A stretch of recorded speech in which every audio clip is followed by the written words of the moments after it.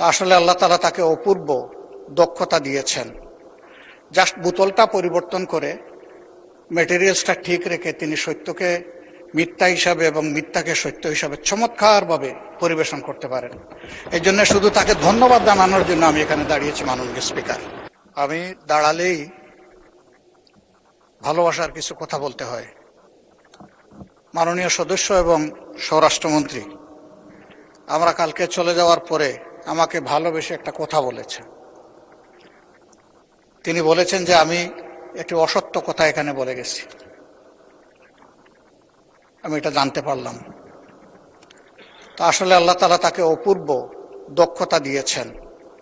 Just বোতলটা পরিবর্তন করে ম্যাটেরিয়ালসটা ঠিক রেখে তিনি সত্যকে মিথ্যা হিসাবে এবং মিথ্যাকে সত্য হিসাবে চমৎকারভাবে পরিবেশন করতে পারেন।